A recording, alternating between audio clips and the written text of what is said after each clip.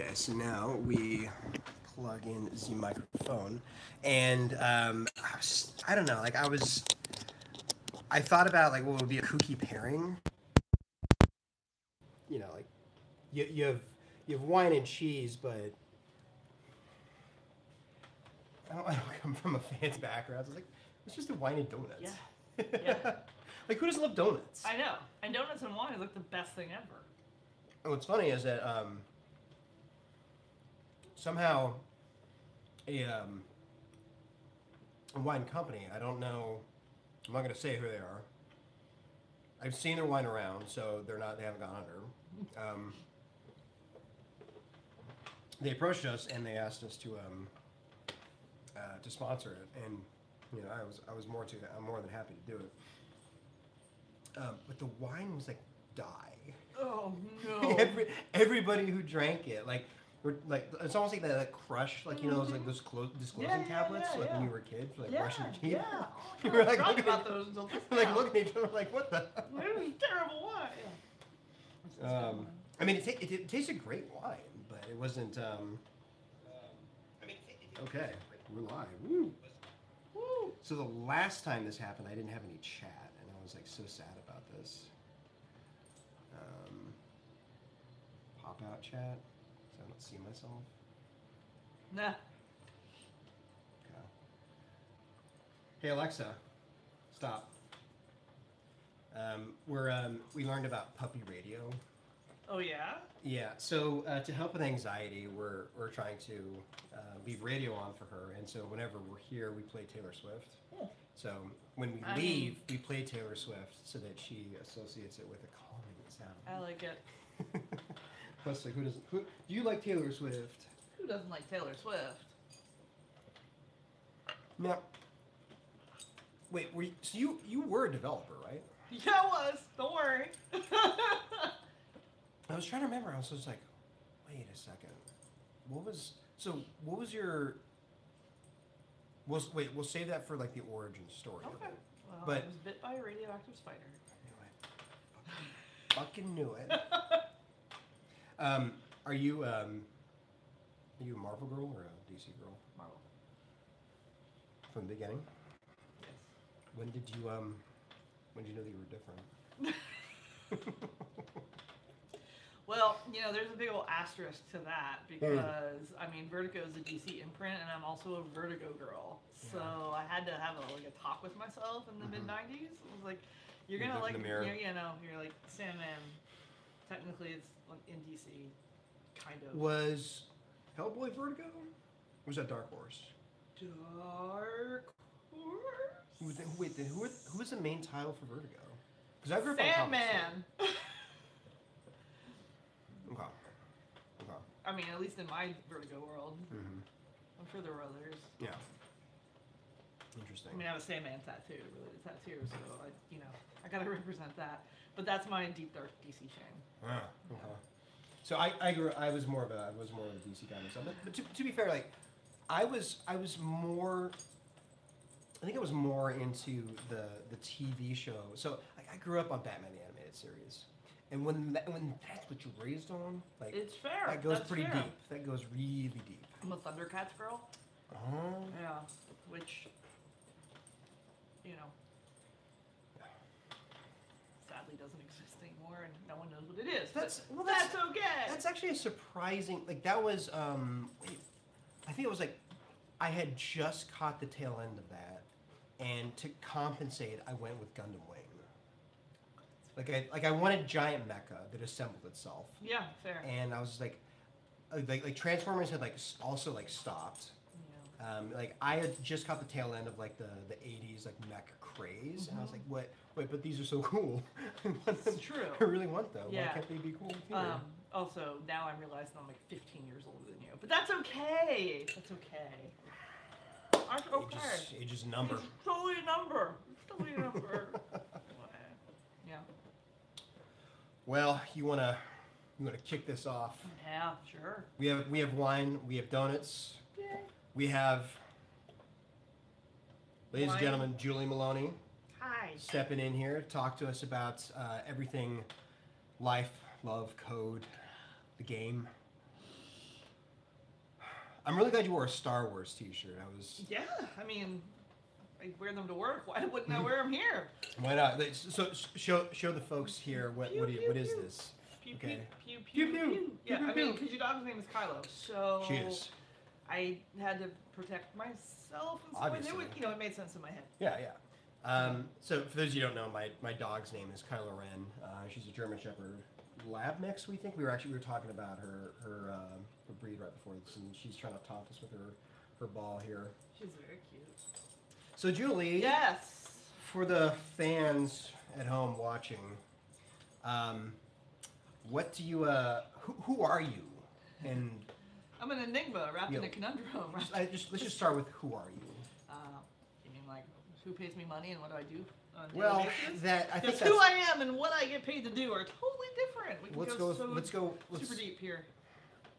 I don't know if I want to drill oil yet. That's fair.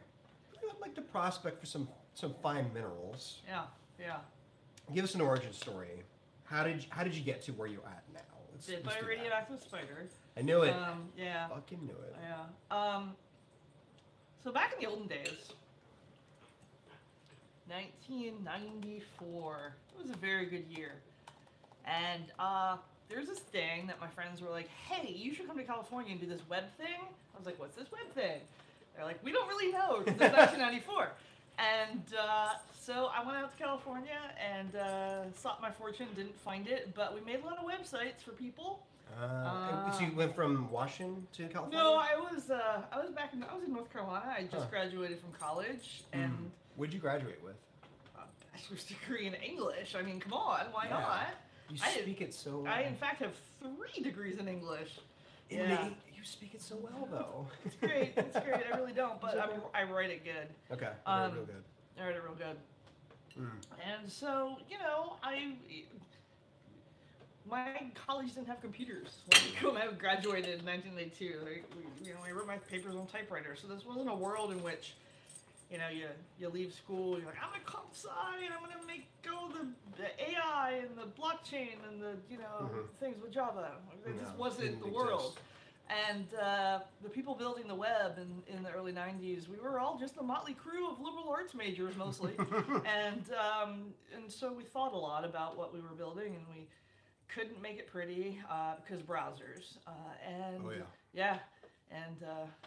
I vividly remember the day that we were allowed to take blue away from the images that were links, and it was just great. Like, border equals 0 was really fucking awesome. You were there for that. It was like 1995. Wow. Yeah. It was the year Batman Forever came out. Was it? It was. Okay. Yeah, it was also NCSA Mosaic 1.1 release, I believe. It was like the fall, and I don't know, but there was a party because we could do border equals 0 on images. It was great. It was great. And then it was a very dark time for about 10 years when everybody wanted to build really amazing things on the web because we were all really creative people, and I mean, yay, community and conversations and the worldwide of the World Wide Web, and then the browsers didn't play along and it was bad. So that's my origin story. Is I tried to make websites with my friends in California for a very long time in the 90s with crappy technology. I was gonna say, like, so why didn't that work out? Because I would have assumed you would have taken off from there. Yeah, I made some really bad business decisions that included working with my friends, whom I love very much. Gotta do it sometimes. Well, we had this crazy notion that we would work together in a little company of 3 or 4 people, and we would make websites for big companies like Cisco and Sun, and do sort of marketing things with them, so that we could take their money and work for free for nonprofits and schools who also needed web presences. You just had a big heart. I had a big heart, which is why I literally have no money, and because the 90s were hard, and we managed to make some nice websites for some nice places and some marketing sites for some marketing departments, and that's a really impressive toy in your mouth. It's actually a travel pillow. Yeah, really impressive. What are you doing, Goober? And I got tired of that. I was like, I don't want to make crappy websites for the rest of my life that don't do anything because browser technology suck and everybody just wants to do marketing sites. So I quit. Okay. And then I did something else. And then I came back to it because things changed in the 2000s. That's an amazing dog. She is. So, you went back to school? I did. I went back to school, and so I went back to school for a minute. This was in San Jose, where there's lots of state schools, and you can do whatever you want for really cheap. At least you could back then. And I was like, you know what? I'm really having a hard time as a technologist trying to figure out why we're being asked to do these ridiculous things with pixel perfect marketing websites, like pixel perfect marketing websites. Brochureware. Mm-hmm. Like, this can't possibly be the way that this company thinks that you interact with users. It was, apparently. But so I was like, I really need to understand, to grow as a developer and as a product leader or this and that. I gotta go figure out what the hell these people are taught in business school, because there's a whole passel of people. They have very different expectations than you do. And so I went to school for a couple years, and while I was working, and I was like, I learned that they're not taught anything that's crazy or wrong. That's just the way they went with their own selves. And I was like, this is not cool. So I had to make a decision if I was going to stay in technology or not. Okay. And I decided not to. I was like, I have spent 12, 13 years doing this thing. Right? Clearly, I could be doing something better with my knowledge. Yeah. And so I went to school to get my third degree in English. Because I thought maybe if I take my knowledge of computers and technology and I figured out how academia worked, and specifically like liberal arts and English in this case, maybe I could be part of this thing called the digital humanities, which is folks who are trying to use technology and tools to understand different things about history or literature. It's actually something that started in the 60s, and now we just have better tools to. How do you make the computers help you think, right? Because we make the computers think. So why don't they help? Pre-machine learning. Pre-machine learning. Well, okay. So machine learning, it's just computers doing computer things. Let's be real. Computers doing important computer shit. Computers doing important computer things. Like so much people, machine learning is just computers. Yes, there is also machine learning that is real and actual machine learning. Thank you, IBM and Watson and so on. But like a lot of machine learning is just using computers. And so, yes, we'll use machine learning to tell us deep and hidden, meaningful insights about literature and history that our little pea brains can't figure out. And then I realized, what you don't get in academia? Paid. Yeah. Okay, yeah. So I came back. I've heard that. Yeah. Yeah, it sucks. Pay your teachers. I heard teachers are striking because they don't get paid. And then they should, because teachers are the ones that are supposed to help make you think. Yep. And we're the ones making the computers do the work that we think the computers should do. So if you're not taught to think by your amazing teachers, then the Terminator. You can't program. Terminator. I mean, we're going to have a Terminator. It's going to be terrible. But so I came back to technology. And I was like, okay. Clearly, I need to rethink this. Let's use our powers for good. Let's teach some people with my newfound teaching skills. Let's teach some people to code better a little bit, or to think about coding or get into coding. Yep. Let's be a good manager. Yep. My time as a teacher taught me to be a good manager, and so I moved from being your hands-on coder to a manager, because a good manager is your 10x. Developer, right? Yeah. So it's like, I'll try that, and that's what I've been doing for the last 7 or 8 years, is managing developers and trying to make teams make better things. I have so many questions for you. I have. Yeah. Jesus. Okay. And so now you're at the U.S. Digital Service. U.S. Digital Service. Woo! And what do you do there? I'm the director of product management. Woo! Yeah. So the U.S. Digital Service, our engineers need to be. Oh wow. Well, the U.S. Digital Service was born out of the original healthcare.gov meltdown. So our engineers have to be able to go unmelt things, quickly respond to whenever systems are falling over. But actually, most of what our engineers do is consult with other engineering teams, the ones that are brought into the government are usually like not doing the best work possible, and introduce them to things like 2010 technology. And is it that they don't these branches Sure. don't know, or is it that they don't want to? A little bit of both. Okay. A little bit of both.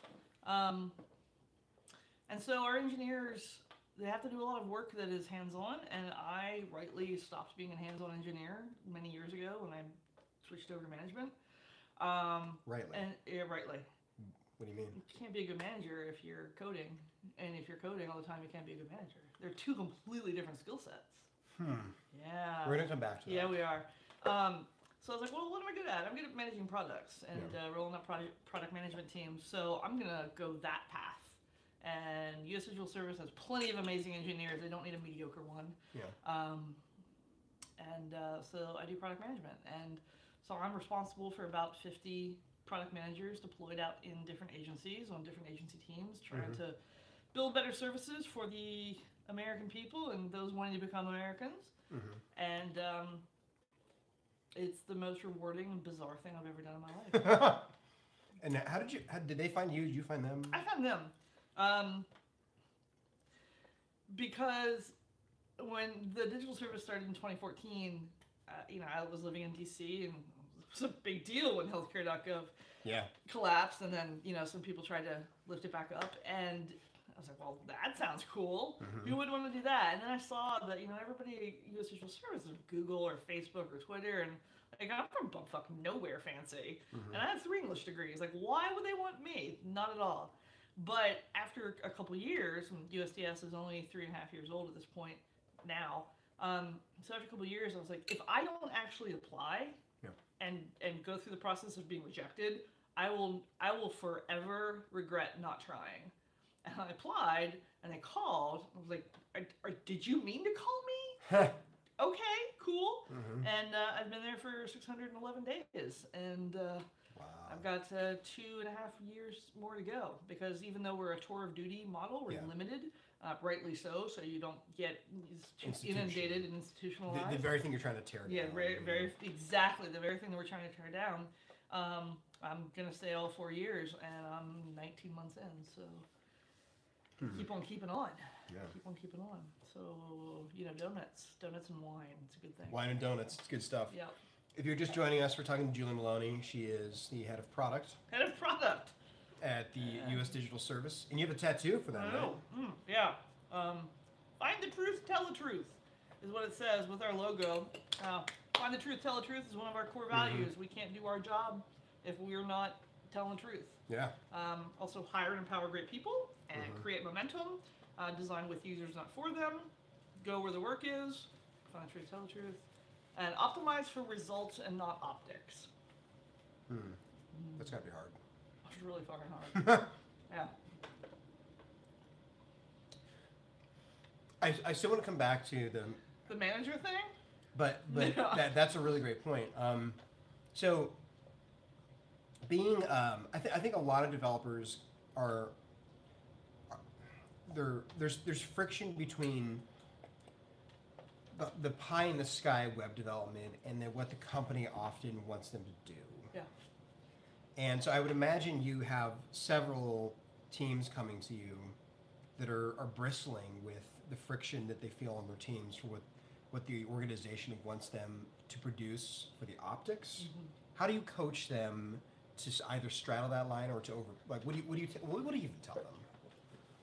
Well, at USDS, it's easy. Yeah. Because you tell them you're serving the people who have to interface with the government, and your addressable market is everyone. And so if you screw up your job, your optics are going to be bad. Period. Full stop. Yeah. So that gives a way into saying, just calm the F down. Yeah. And let's figure out what the problem is that you're trying to solve, and let's figure out some users and test with them. And what is the, I'm going to say minimal viable product to get out, but it's literally what is the quickest, dirtiest solution that you can get in front of people to make a difference in their life. Because the work is to make a difference in the lives of somebody, whether it's an immigration in the immigration Department of Homeland Security. our immigration team is working to make the process of applying for any of the number of types of visas frictionless. Yeah. So if you make that form better, you're going to reduce friction, and people are going to get into the country, and in the case of asylees or refugees, not die. So you're like, don't die. Please don't die. We're making a form so it's quicker to process things, and the outcome is people don't die, and they get to come into the country and leave a terrible situation. So if you cut corners, right? If you optimize for optics, and you just were like, I want something flashy. Okay, well, if your form doesn't work, but you got this flashy website, people are still dying, right? Veterans are still not getting health care, and so on and so forth. So it becomes a really easy, a really easy argument to make, and an easy thing to coach. Like that you are, we're lucky in that everybody's a public servant, right? That we're working with. So you already have that. They're already oriented toward working for the public. You just have to remind them a lot, which is completely not what it's like in the real world. Which is why a lot of us, when we leave the digital service or leave our time in government, and that's anybody working in sort of an innovative space of government, from 18F or any of our partners, when you leave, you don't want to go make ads again. You don't want to go work for Facebook anymore. You don't want to. The stakes are different. Like, you learn about different stakes, and you have to apply your skills in development and thinking about product design and infrastructure. Non-sexy infrastructure. You think about it in completely different ways. If this thing falls over, then visas don't get processed. If visas don't get processed, migrant workers don't get in the country. If migrant workers don't get in the country, food rots on the fields because no one's there to pick them because we have no domestic workforce to do it. Like, literally, that is a true project that we work on. It's a heavy weight. Like, holy crap. Yeah. And you're like, your technology that you know today that we deploy every day outside of the government is exactly the technology to fix that problem. Let's throw something in the cloud. Let's load balance. Let's, make things elastic. Let's have a freaking backup somewhere that isn't the same machine. Happens more often than you might think. Just so like the visa system doesn't go down and food security isn't at risk. Like, that's a really fucked up thing to have to go into work every day. So the question of like, what are you building today, and can you orient yourself toward optics? It's like, no, I want to orient myself toward the immigration system not falling over. It sounds like you've got a lot of this figured out. I'm wondering. I'm wondering, what's been your learning path to this point? Because because you came from a development world, and I'm sure the weird thing about coding is that the better you get at coding, the less coding you do. Yep. And there comes a point where in any senior developer's life where they're asked to be a manager. And I think a lot of people get into coding because they don't like managing people. Yep. And if you don't like managing people, you shouldn't manage people. And if you love coding, you should code the shit out of things until you're bored. Yeah. Because they are separate fucking careers. Two separate things. Two separate careers. So how do you... One is not better than the other at all. No, they are absolutely not. Yeah, they are two completely separate paths. A good manager has no purpose if there's not a team to help support. And a team can't achieve everything that they need to if there's not a shit shield helping them get to where they need to go. So they're two sort of, parts of the whole yin-yang situation. Insert your favorite metaphor there. And they are different, and they require completely different sides of your brain, probably. But I don't remember the point that I realized that I should really be a manager, not a coder. But it was somewhere around the time that I was just tired of waking up in the morning and turning on my computer and firing up the text editor and checking all the systems and is everything great and anything terrible happened the night before and okay, here's my tickets and I'm gonna go through these and I'm gonna build some stuff and I'm gonna deploy it and people are gonna be happy and whatever. I'm like, I'm bored and like clearly there are better people than me who could do this faster, who could bring more of a sense of self and love to that job, and it wasn't me anymore. And I was like, I can be a better contributor to this company. I don't even remember what company I was working for at the time. I can be a better contributor if I am teaching, new developers how to think like a senior developer. If I can sort of set up a safe space for people to learn and fail. If I can figure out how to help developers on a certain team communicate with their product partners, their design partners, or have a user-centered design approach to their own development, things like that. I was like, oh, that sounds interesting. Also because I never had good managers. I never had shitty managers. I just didn't have managers because we were all just sort of like fast and loose. And sometime around the time that I got done teaching, I was like, oh, this sounds like a thing that's important. Yeah. So that was my path. It's just at some point I just got it was organic. It was super organic, and there are plenty of people that that I've worked with in the last 10 years, which is really how long I can actually remember, because a lot of shit's happened in the last 24 years of working in this industry. Does it seem like it's the speed is ramping up? I think just some people, they feel like the changes are incremental at first, and then it just seems like the treadmill keeps going a little bit faster and faster. I don't know. I think about that a lot, on the train. Because there's front end fatigue. There's front end fatigue, but it's still the same. Fundamentally, it's the interface between a person and the thing they need to do. Yeah. Like at the end of the day, there's 75 bajillion frameworks that didn't exist 5 years ago, but at the end of the day, you're still just trying to connect a user with a thing the user wants to do. Yeah. And if you're always chasing the next shiny framework or whatever, then you're not focused on the user and what the user needs. And so I've tried to stay as far away from the shiny, the shiny syndrome that going after, nice, what's next? What's that? Like, everybody learn Angular, everybody learn React, everybody learn, what? I just want to make a fucking thing, where the user gets what they want, and I don't care about. Yeah, the industry is somewhat self-correcting, and now they're like, let's just use a little bit of HTML and a little bit of CSS. Yeah, I mean, at the Department of Veterans Affairs, where we solved the very bad problem of veterans who had earned healthcare benefits couldn't get them because the form they had to fill out was an Adobe PDF, and you had to use a very certain version of Adobe and a very certain version of the browser. And in 2016, we solved this problem by using an HTML form.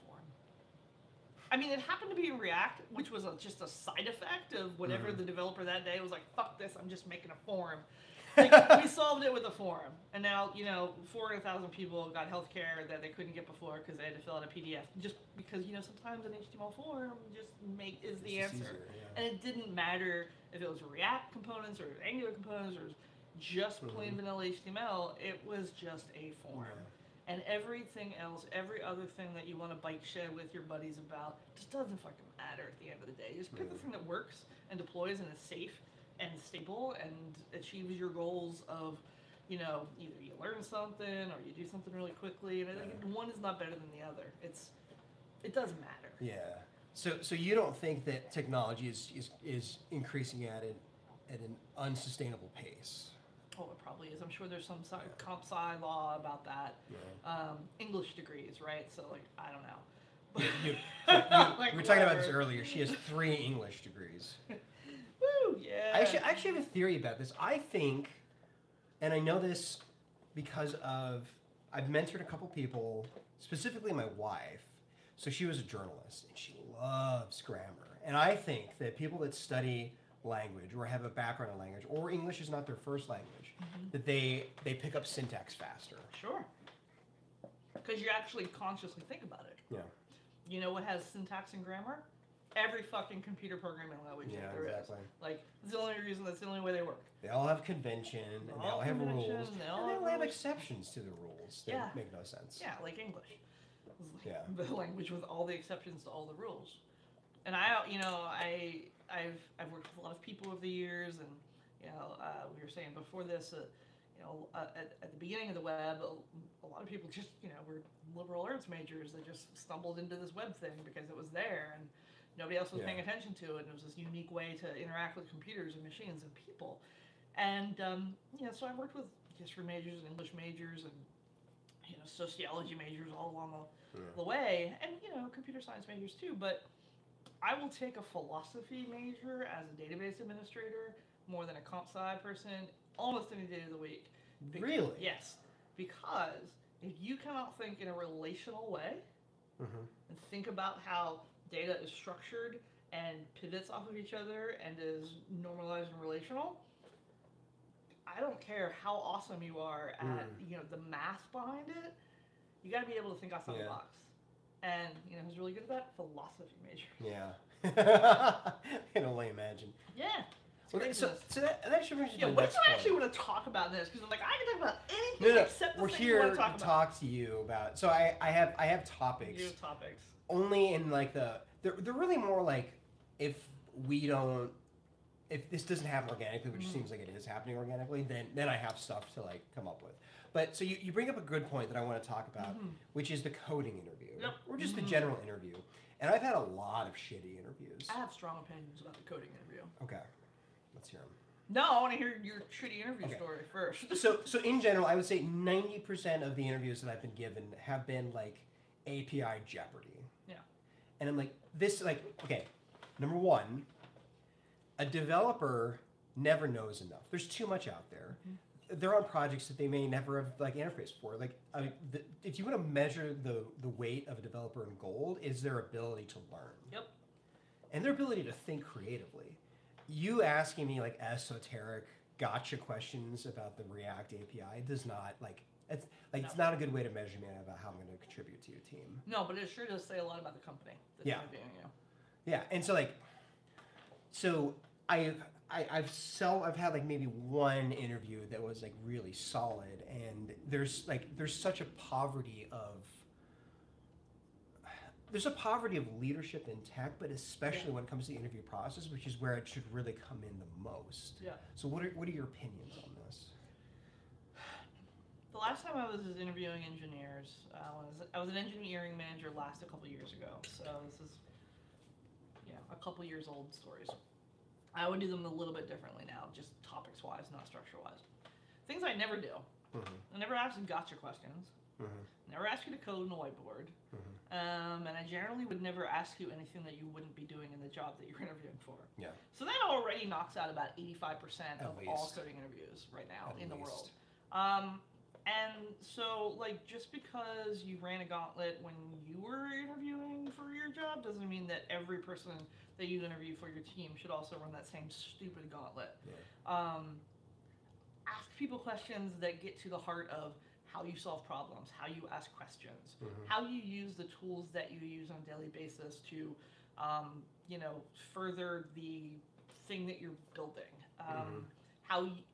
I'd like to ask a lot of questions about how have you seen X go wrong, where X can be like literally anything. Because everybody says, well, tell me your favorite thing about Ruby, or whatever the case may be. I'm like, tell me why Python sucks for you, or something like that. Especially if they're like a Python person. Yeah. Or, tell me like the top 4 things that piss you off about React. Or if you had a magic wand, what would you have changed about Angular 1? And did they address that in Angular 2? Like things like that. Like just talk about the thing.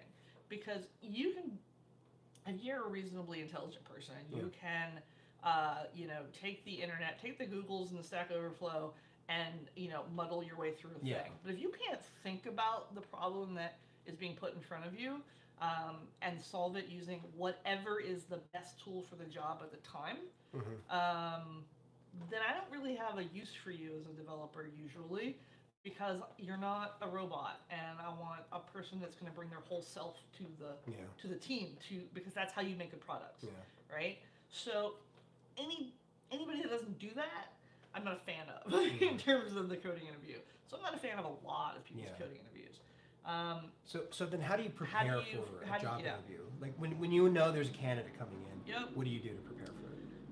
What do I do as a hiring manager? Yeah. Yep. Yeah. So I look at what they've done, either what they say they've done in their resume, and when someone's not going to get to me, like as a hiring manager, unless they actually do the following things. Follow the instructions, the application that says, give me your links to either your Stack Overflow, account, or your Stack Exchange account writ large, if you participate in multiple communities. Give me your GitHub or your Bitbucket or whatever the fuck. Like, I don't care. Like, show me your code, or show me the way that you interact with other developers. Yeah. And then I sort of try to get a sense of if they've got open source projects they contribute to or have created. I take a look at those. The things I look at are less about the code itself and more about the interactions, especially if they're open source contributors. How do you respond to pull requests? How do you do code reviews? How do you present yourself in terms of helping people learn about the thing that you are maintaining? Yeah. If you're a person that doesn't have any of that, then I'll probably just default back to preparing very pointed questions about what is on your resume, what is the project that you say you did, tell me about that, what was the stack, what were the engineering problems that you tried to solve, that you ran into, what would happen if you scaled this 100 times more than you expected, what were the things that you wish you could have done as a developer that you left on the table, what is the number one piece of tech debt that bit you in the ass, things like that. And if a person can't rattle those things off, and they are purporting to be a experienced developer, if you're fresh out of college, like that's a totally different ballgame. Super story. Yeah, super different. But if you can't rattle those off, then that to me is you're not bringing an engineering mindset to the interview, which may mean that you don't bring an engineering mindset to the job. Yeah. And if the job requires an engineering mindset, which doesn't mean a degree in computer science, it just means like I think deeply about how to debug my code. I think about how to communicate with my colleagues. I think about what are the best ways to solve a problem. What are the trade-offs in that? I think about if things are efficient or not. I think about white space. I think whatever. If you don't have that sort of engineering mindset, you're probably not going to be able to pick things up quickly. These are grand sweeping generalizations. I mean, Sure. Super grand sweeping generalizations, but when you're looking at 150 interviews or 150 resumes, you got to whittle them down somehow. And when you're trying to make a decision between 10 people that you've brought in or you've spent a couple hours talking to each of them, you got to whittle it down somehow. Yeah. And for me, 9 times out of 10, it's not how syntactically perfect their code is. It's what are they like as a developer writ large. Because the best coder who can't communicate is not a good teammate. Yeah. And if you've got a toxic team or just a non-functioning team, then you're not going to get a good product out. If you don't get a good product out, blah blah blah blah blah blah. So that actually brings up a really great point, because I've seen a lot of developers are pushed into interviews because the product grows. Manager says we need to hire people because we don't have enough developers. Yeah. And in effect, what they're saying is that there's too much work for you to do. You need to hire somebody else to help you. And then what they'll do is they'll look at it from I don't have time to do all this work. I need to know that I don't have to teach you too much because I have work to do. So how do you screen for leadership then? Because if you just hire on technical ability without paying attention to their potential as leader, that team, if everything goes well in the business and that's what you're hoping, the team grows and you have a bunch of developers that don't like working with other people. Yep. And then one of them has to become their king. Yep. Or their queen. Right? Good job. So how do you screen for leadership potential? I think a lot of that comes out of communication. It comes through, you can get a sense. I mean, code reviews, communication, and thoughtfulness and reflectiveness. Yes. Okay. If you come into an interview and I am hiring for, one of 15 people, okay, one of 5 people on a team. If I ever have a team of 15 people, shoot me in the head, right? Team of 5 people, and everybody's equally good at technology. I will probably hire the person that, when asked a question, reflects on it for a second before answering. When asked to do a code review, goes beyond the is it idiomatic and does it do what the ticket says, and thinks about how can I make this an opportunity to teach someone something new. It's the little things that all add up, and it's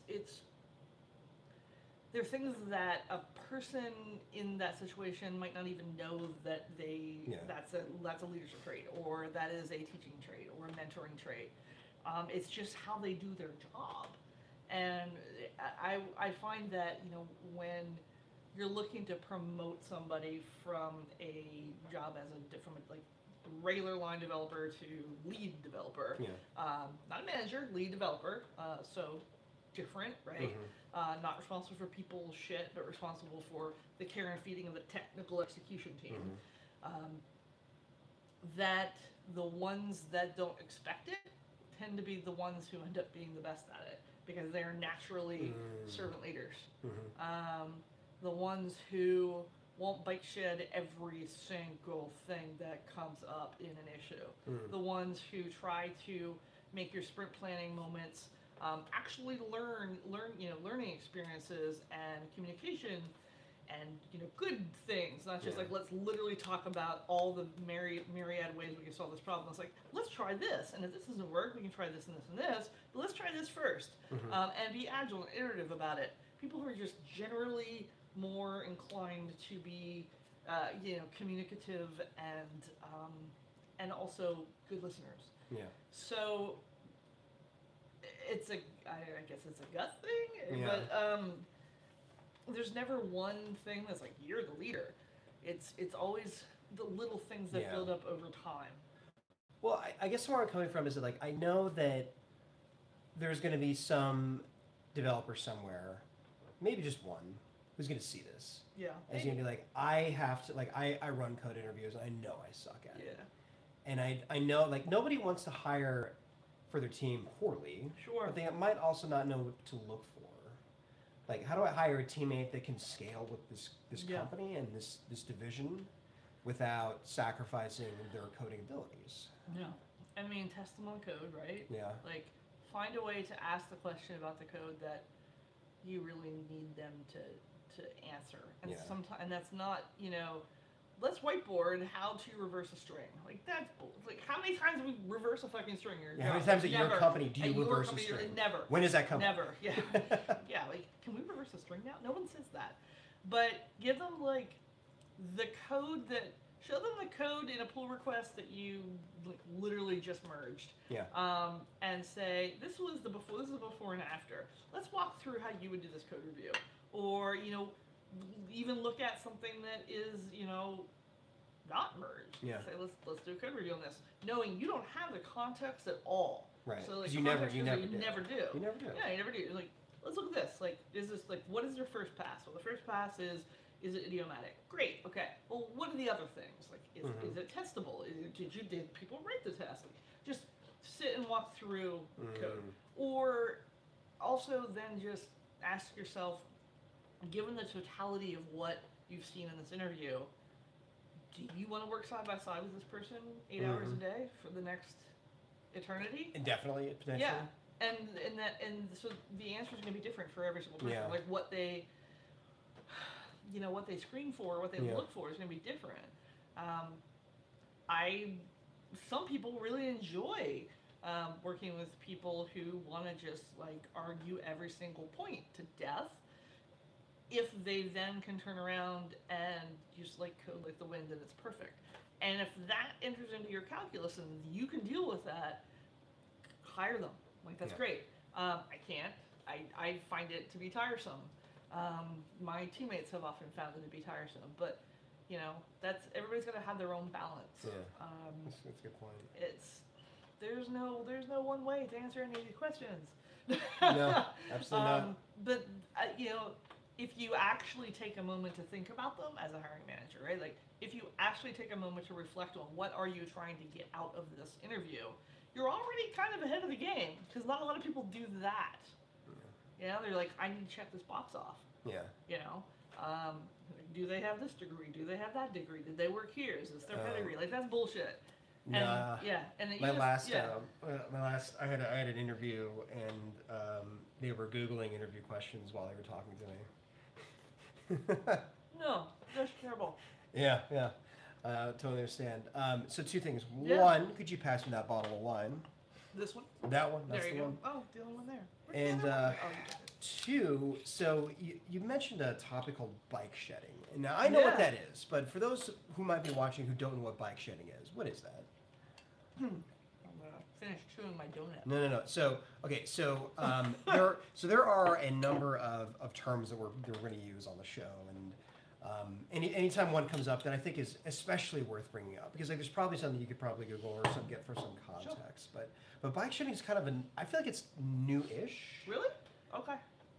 I've only encountered it in the last year. Maybe that's just because I'm at a point in my development career where you're running into it more. Yeah.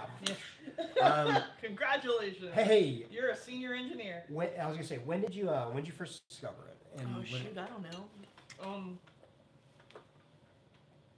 10 years ago, maybe? Okay. It's been around. Or I'm totally wrong, but it seems like a very, very long time. I mean, I just started hearing it in podcasts, just started seeing it on forums. I was like, what is this term? So what is bike shedding? Basically when you are asked to build a thing, right? Yeah. But the thing that you end up talking about is generally the least most important thing. In this case, what color are you going to paint the bike shed? You know, like, but I am trying to park my car. Really? But okay, what color are you going to paint the bike shed? Okay. Yeah. So nickel and diming? Nickel and diming, yeah, I mean nickel and diming, but like, I'm trying to create a product that, I don't know, allows people to identity proof themselves for use in various and sundry circumstances from one might be identity proofed. Right. So like veteran benefits. The IRS, yeah, like, you know, things like that. I want you to know that I am me, and that I have these particular traits, and that's the most important thing in the world. Yeah. Yeah, what color is the button? And then arguing for like 5 hours about the color of the button. Or like which framework to use. Which framework are you going to use? Like, does it really matter? What version of that framework? Yeah. Like, or, I don't know, how continuous is our continuous integration? Or should we have 85% test coverage or 100% test coverage? Or, you know, like, I don't know, what are we having for dinner? You know? Yeah. Like, literally, it's so completely off track, and you're spending all of your time talking about the least most important. So it's like a forest for the trees argument approach. Yeah. Okay. You know. Got it. Okay. I certainly encounter that. And where do you think it comes from? Is it like an ego process? Do you think it's a... I mean, again, grand sweeping generalizations. Yeah, some people like to hear themselves talk. Some people don't actually have an answer to the question at hand, but cannot leave a room or a meeting without being the last person to say something about the topic. Yeah. Couldn't let a thing go. Yeah. Sometimes it's an ego thing. Sometimes it's like just. For some people, I think it's also a way of processing. You know, like, I don't understand the thing that we're really talking about, but I really understand this thing over here, so I'm going to talk about that. Yeah, you'll fixate on the part you'll fixate on the part that you know the best. Or you'll fixate on the argument that you think you can win.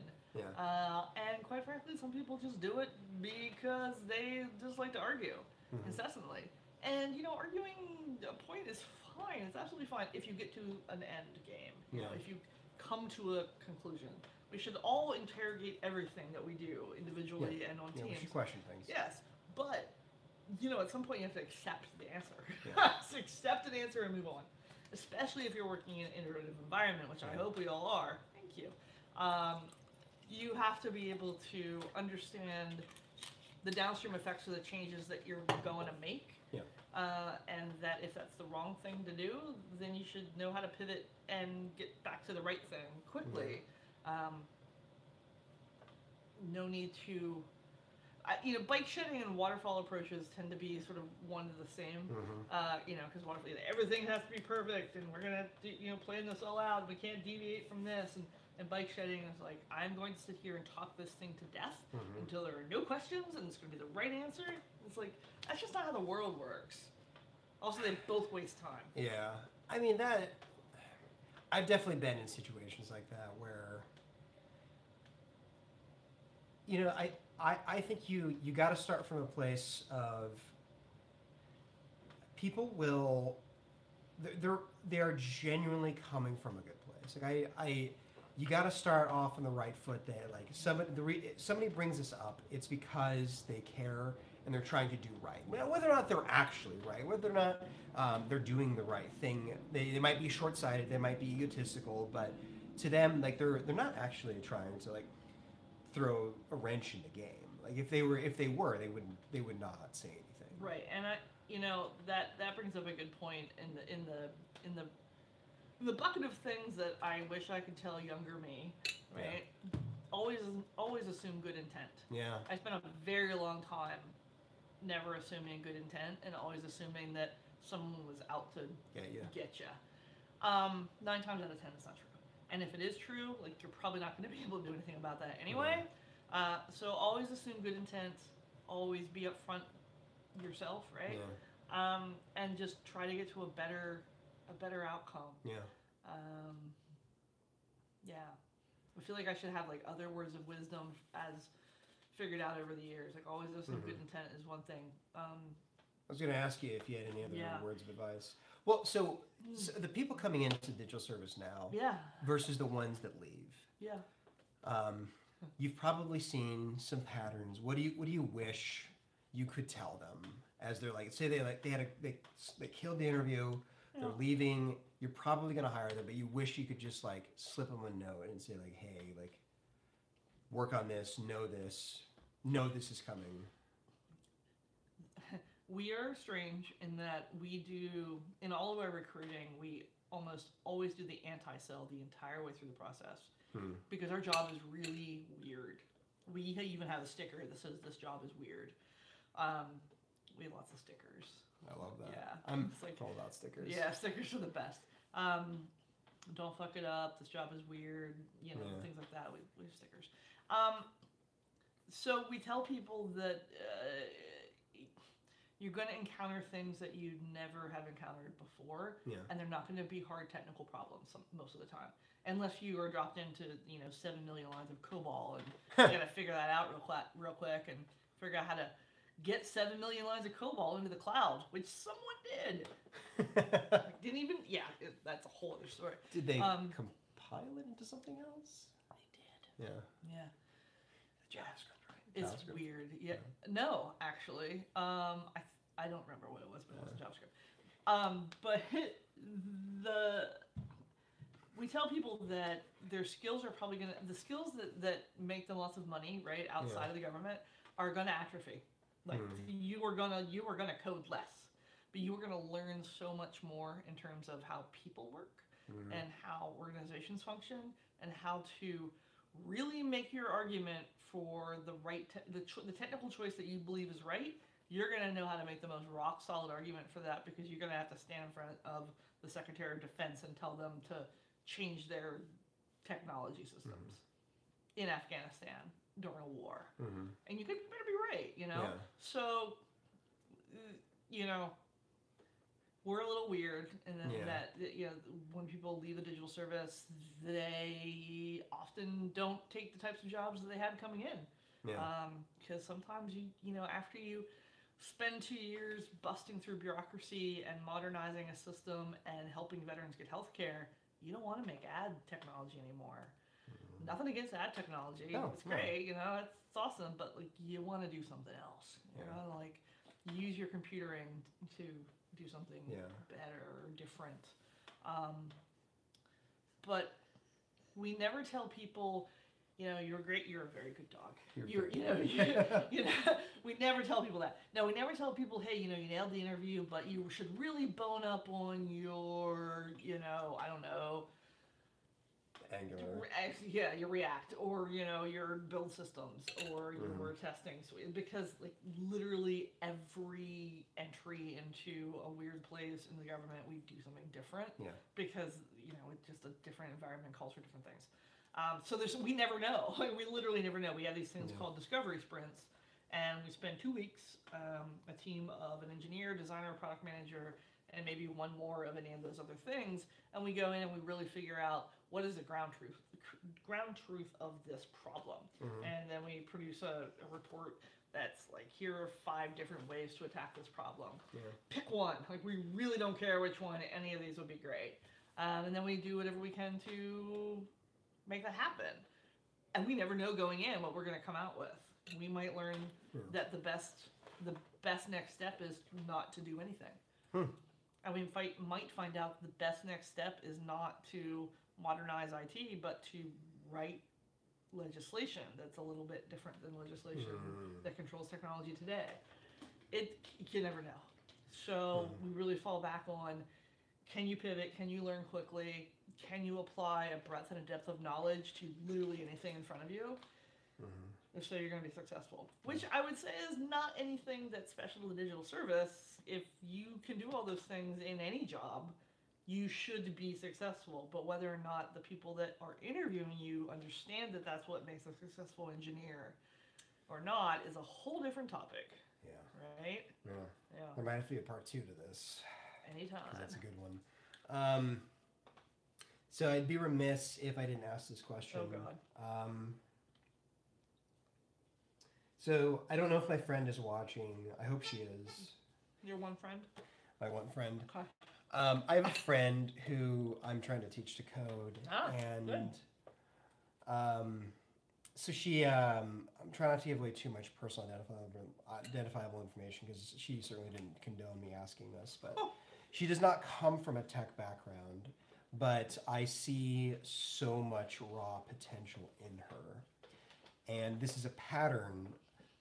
I've been teaching in General Assembly for over 5 years, and this is a pattern where some of the smartest people are filled with doubt, and some of the least qualified people are filled with certainty.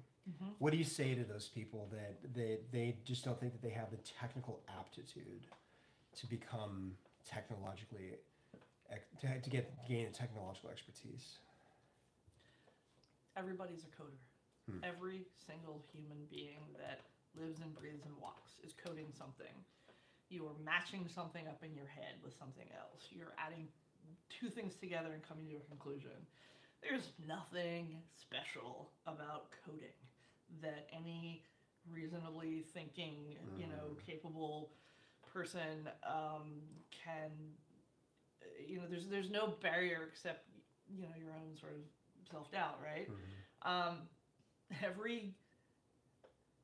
I haven't met a developer that doesn't keep the syntax guides up in a different tab, who doesn't refer to help all the time, who doesn't ask a friend for help on something very specific and technical. Nobody memorizes all the things. Like, I've literally been writing PHP code for 21 years. And I do not have the string functions memorized, and there were only 80-something of them. And I still refer back to the guide, like, how does this work? It doesn't matter if you know how a thing, like what the actual syntax is. If you know how to put pieces of a thing together, you're a coder. If you know how to read a room and see how your environment maps to another environment, how you can answer questions given the information that you know, how you can set up a question to provide information to somebody else, you just made a function. Like, take these 2 inputs and you're going to get an answer. Well, if you know how that works, like, that's coding. You don't have to know the actual code to do it. Everybody knows how to code. Whether you know and can memorize the syntax of a language, irrelevant. You can learn that. And if you don't memorize it, use an IDE. understand what the IDE is telling you to do, but use an IDE to jog your memory. Integrated development environment. I'll talk about those later. Yeah, you know, like everybody has the capacity to build a thing. If you don't know, like I don't know how. I know conceptually how to build a house, but I'm not going to be the best at hammers and nails. But I know how they go together, and if given time and effort and trying over and over again, I'm going to bang that nail, and a wall's going to stand up. But like, it takes practice, it takes time, and it takes understanding the fundamentals. Yeah.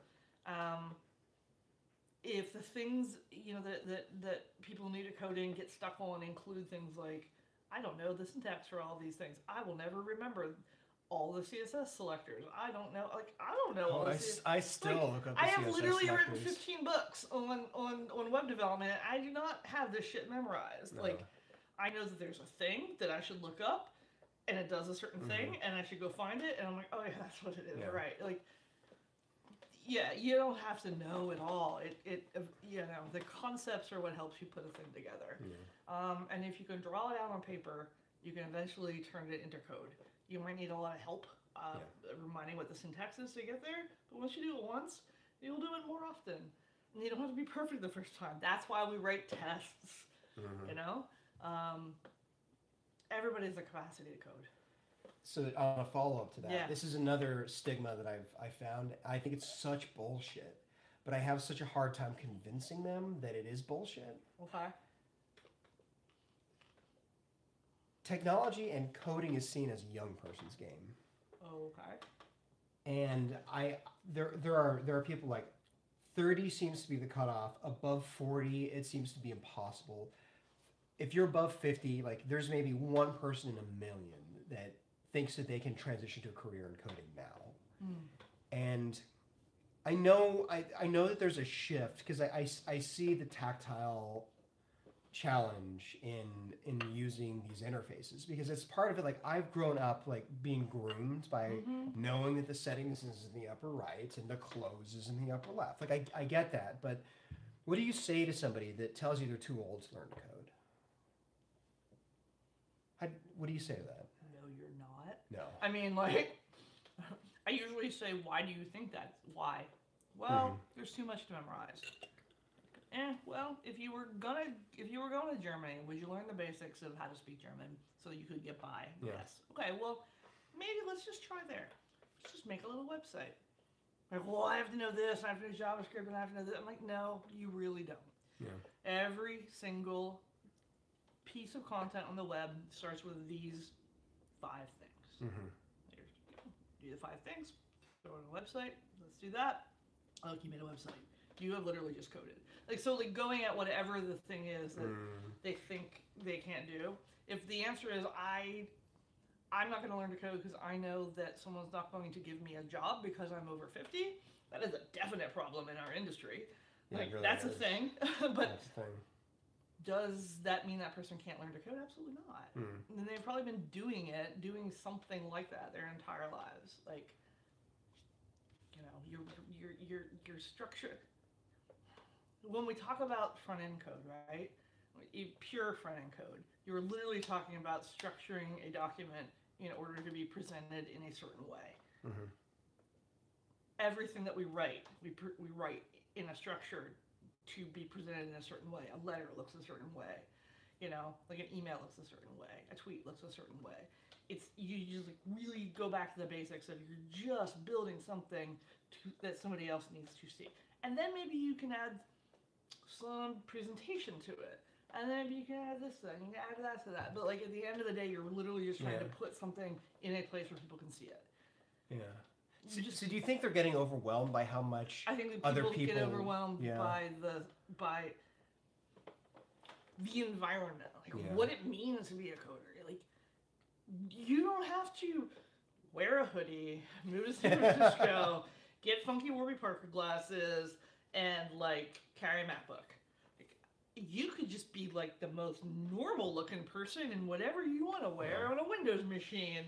It's like that. None of that environmental oomph, that oomph of like just the whole environment around being a coder. It's like you just want to make a thing. here's a tool to make a thing. Let's start with a very basic thing to make. Look, you've done it. Yeah. You know, and General Assembly did one of, this is not a General Assembly shill, but it could be.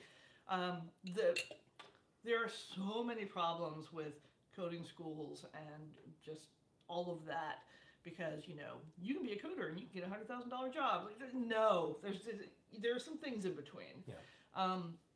So many of those schools are pedagogically unsound. You don't teach fundamentals. General Assembly always taught fundamentals.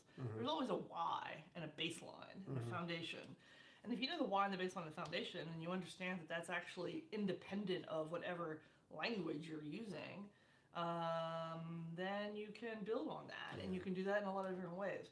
A lot of those 50-year-old people who want to learn to code may learn that they're learning to code and they're like, you know, actually, I have so much knowledge about this other thing over here, like how to organize a team, how to be a good leader, how to, you know, think like a product manager. That coding isn't the thing that they want to do because they have a greater wealth of experience that, quite frankly, they can be more valuable in a different area of the company. Maybe there's something to being just a coder that is a young person's game because maybe we don't have the breadth and the depth and of experience to be anything else. I'm just purposely being a troll here. Sure. But, like, maybe there's something to that. Yeah. I don't know. I don't look at how old people are. This is not a thing. That's, like, you know, like, it's I don't. so confusing to me. When I read resumes, I don't look at where you went to school, when you went to school. Like, I just can't, what do you make? What's the thing here that you made? Can you make it? Can you do it again? Can you make it on a team? Great. Let's figure out how to get you doing that. If you happen to be, I don't know, 35 years old and you had a completely other career and you're restarting and, you know, you've got 3 years of experience, I'm going to judge you as a person with 3 years of experience in coding. Not someone who's 35 and has 3 years of experience in coding and what have you been doing with your life? Like, I don't care about that. Yeah. Like, just get over it. Yeah. That's a shitty thing to say, but like, I think that might be the right answer though. Because also though, like, we as an industry need to be better. Like, we need to be like nicer people. Period. Full stop. Let's talk about that. Like, when someone walks in the door and you're like, you have gray hair, I'm gonna treat you like shit. Or you're a woman, I don't know what you are. Like, I'm gonna treat you like shit. That's not cool. There's a lot of that. And that's something that is, you know, the code is very opinionated. It will break on an extra space or a misplaced comma. It, however, does not break on the color of your skin, how old you are, or what gender you identify as. But our industry does. Yep. So, what do you think we could do to make that better? The industry wasn't always like that. No, it wasn't. No, it wasn't. I mean, computers were women at the beginning of the... Yeah. I mean, also, like, I thought about this a lot because I don't remember our industry sucking so hard for people 20 years ago. It's new. It's newish. I mean, there's always been problems. There's always problems in all industries, always, all the time. But this, like, really horrific, rampant, toxic, you know, star.ism is new. Yeah. Like, last 10, 12 years new. And really, in the last several years, I think. I've definitely... One of the seed questions that you sent me was how, like, something about mental health, right? Yeah. And, because you're very good, you prepare people very well. I never thought I had mental health issues around my job until I did. I really, really, really did. About, what year is this? About 5 or 6 years ago. And I reached a point where I did not fundamentally understand why I was coming to work and I was just bursting into tears of anger every single day. I'm like, I am literally doing the same thing I've always done. I am deploying to AWS the way I always have. Why do I feel like shit every single day? And I realized I was working in a very toxic environment, and this was about the 3rd one in a row in very quick succession that I had worked in. And I had never, ever experienced that before. This far deep into my career, this was a brand new thing. And I was like, what the hell just happened? What did I do wrong to put myself in this position? What did I do wrong that, has garnered all of this just pain and suffering? I wasn't being a good colleague because I felt like shit all the time. But obviously there was something else in the environment that was making me feel like shit all the time. It was just terrible environments times 3 and then times 4. This is craziness. And so one thing was finally realizing that I've actually there was actually a there. Like I wasn't just making that up. Someone finally took me aside, a friend, and was like, "You are just not well. You should go to the doctor." And the doctor's like, "You're having a really hard time, and this doesn't sound like it's anything that you can fix. So in the meantime, here's a little magic pill," and the little magic pill sort of evened me out, right? Okay. And then I was able to take a step back as a seasoned professional and be like, okay, this is fucked up in this way and this way and this way, and this is not about me. And okay, I'm gonna leave that job. But because it was such a surprise, because I'd never experienced that before, then it was like bam, bam, bam, bam, all in a row. I don't think it was me. I mean, I definitely, played my part in it, but something in the industry changed. Expectations changed. The way that it became okay to work with people had to have changed. And it was crappy, and it made me feel like shit, and it made a lot of other people feel like shit too. And I, the one thing that's changed in my way of interacting with colleagues since then is really being adamant about people taking mental health days. Your sick leave, use it for mental health days. You need to take a break, take a break. Something is really bothering you and you can't figure it out, confide in your manager, meet with whomever, talk it through. If something feels wrong, it's probably wrong. And it just making it okay, as a manager, making it okay to have feelings and setting that example. And setting that example, and bringing your whole self to work sometimes mean you are bringing your pain and your something from the outside environment that's and sometimes work isn't the best thing for you. That just being able to sort of lean on others without the fear of losing your job or being made fun of or having your responsibility taken away or whatever the case may be. That is a really tough thing. And I wish there was more space in our industry for that to be okay, because I say USCS is a hard job. Every job is a hard job. Jobs are hard. They're jobs. They're not called fun, right? We're all fighting different battles, and we're all going to run into different things. And finding a place. So when you're interviewing, finding a place where you feel comfortable is sometimes more important than whether or not you got the job. Many people can get a job, but if it's a job that is going to allow you to be sane when working, that's harder to find than just any job. Totally hear you. Yeah.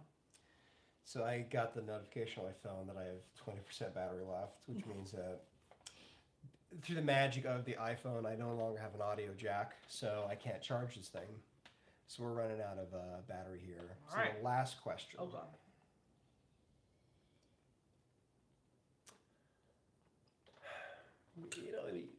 What would you tell yourself when you were starting to code? Knowing that you would code eventually. Because I think you went through some phases of trying to code and not coding, trying to code and not coding. Yeah. And this could be coding related. It could be life related. What would you tell yourself? It's going to be super silly, but it's true. Julie, it's okay to use an IDE. I'm serious. So, we didn't have those things growing up. So what is an IDE and why would it be not okay to use it? I mean, it's always okay to use it. So integrated development environment, right? The fun thing where you get to, you start typing and it auto-completes the thing that, you're trying to, here's the tag you're trying to use, here's the function you're trying to use. It's smart. It finds syntax errors for you. Does things for you. Probably has a built-in FTP client, or probably has a local host build system. All of these things are true. We didn't have that. I coded in Vim for like the first 8 years of my career. Vim still It's scares me. that's like whatever, you know? Vim Like scares me. and then it became the thing where I was like, oh, I'm actually much faster without something helping me. Yeah. And then I couldn't use it. Like I couldn't figure out how to use an IDE. Because like I am so much faster doing this thing the old manual way, and this thing the old manual way, and this thing the old manual way, that if I had like some magical IDE that helped me do all of these things quickly, I literally couldn't do it. I was just like stymied. And that meant I couldn't actually pair program with anyone. And pair programming is really fun and super useful sometimes. So my antiquated ways meant I couldn't do something cool and modern and collaborative. Yeah. And I would tell myself, you know, in 1996 you should maybe pick up an IDE. Yeah.